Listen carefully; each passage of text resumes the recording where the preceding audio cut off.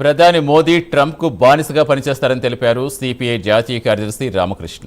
మోదీ అమలు చేసే ఆర్థిక విధానాలు నేడు ప్రజలపై తీవ్ర భారం పడుతుందన్నారు.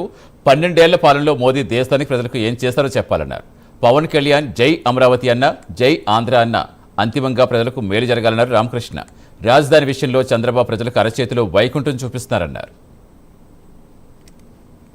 అధికారంలో ఉన్న నరేంద్ర మోడీ ప్రభుత్వం గత 12 సంవత్సరాలుగా అమెరికన్ సామ్రాజ్యవాదులకు పూర్తిగా లొంగిపోవడం కాకుండా డొనాల్డ్ ట్రంప్ కు అన్ని రకాలుగా ఒక సేవకుడు మాదిరి పనిచేస్తా ఉన్నాడు. ఈ పెట్రోలు, డీజిల్, గ్యాసు ఇవన్నీ ధరలు పెరగడానికి కూడా కారణము మన ప్రభుత్వం అనుసరిస్తున్న ఆర్థిక, రాజకీయ, విదేశాంగ విధానమే ప్రధానమైన కారణము.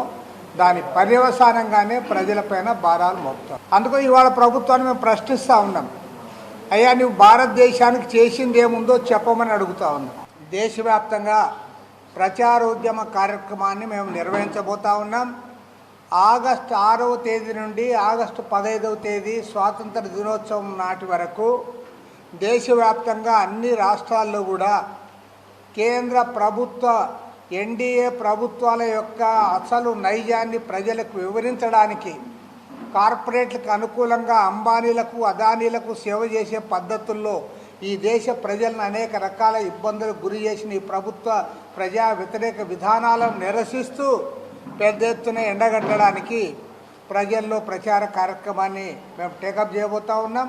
ఇది పెద్ద ఎత్తున ప్రజల్ని సమీకరించి నిరసన తెలియజేయాలనే ఉద్దేశంతో సెప్టెంబర్ 28వ తేదీ నాడు చలో ఢిల్లీ కార్యక్రమానికి కూడా మా